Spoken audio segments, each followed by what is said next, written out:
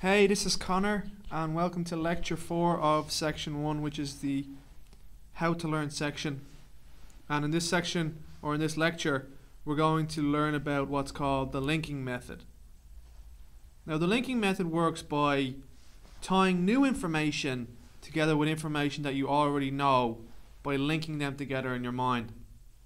And the linking method is particularly effective for learning languages. It is by far my favorite method for learning languages, and it's the one that I teach constantly and that I see extreme results compared to traditional learning methods.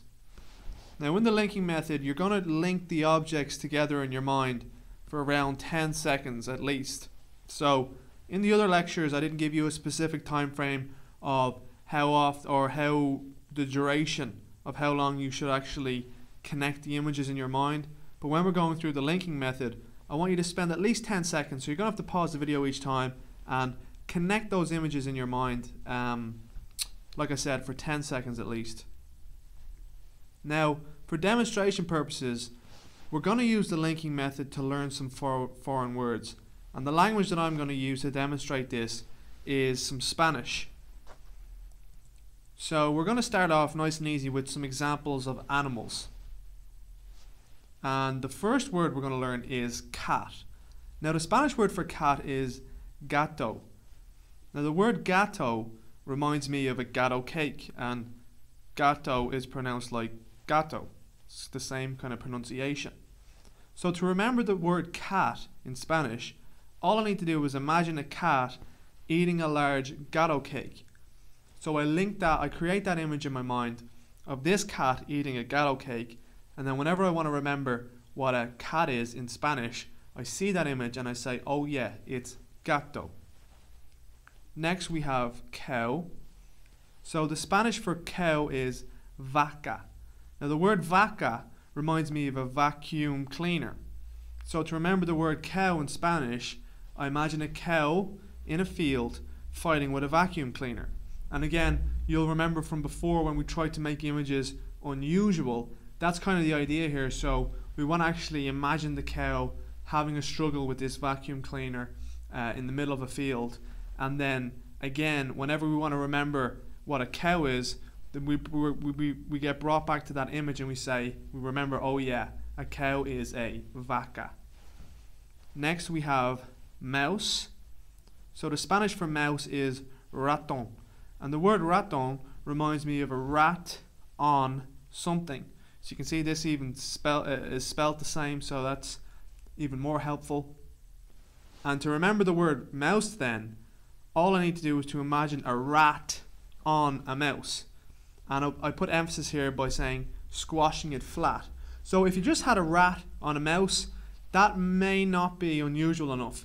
But when we add the rat actually squashing the mouse flat, it gives it a little bit of extra emphasis and kind of unusuality. So then it's a lot easier to remember.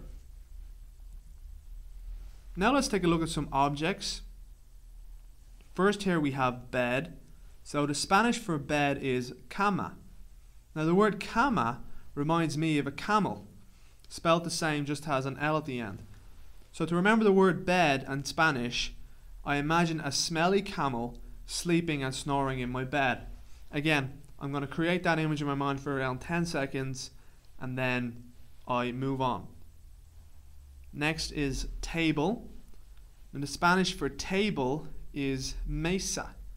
The word mesa reminds me of messy. So to remember the word table in Spanish, I imagine my kitchen table being very messy with lots of plates and dishes piled up on top of it in a big pile of messiness.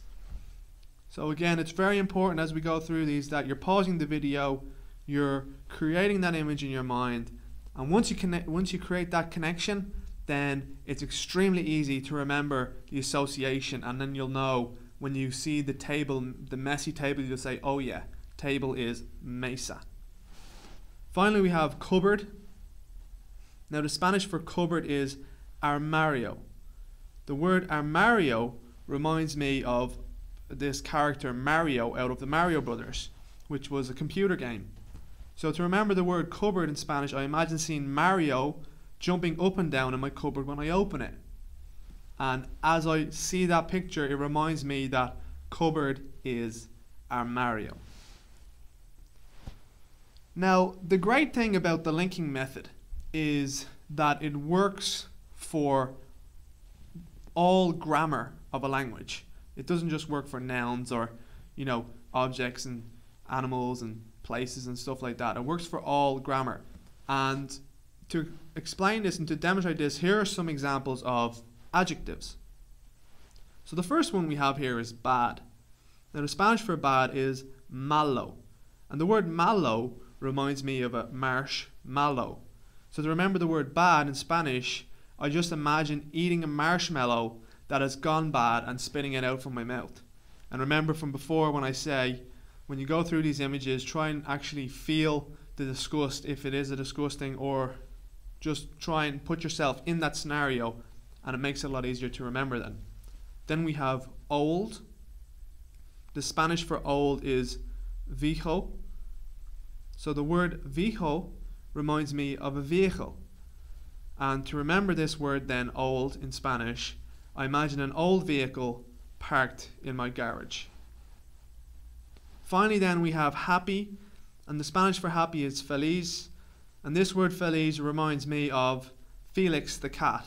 Again, you can see it looks very similar, sounds the same, and it almost spelled the same. So to remember the word happy in Spanish then, I just imagine Felix the cat jumping up and down with a big smile on his face. I create that image for 10 seconds and then I move on. So just to wrap up then, the linking method works by associating new information with information that you already know and it's already in your memory. So in the past examples, I just made up connections that were meaningful to me, and hopefully you've gone through those and created those connections in your brain. But if those connections weren't really meaningful to you, then they're not really going to work. So it's important that you make up your own connections. Now when you connect the two things together, the new information will be easily integrated into your current memory system, which basically means it's going to be a lot easier to learn and remember.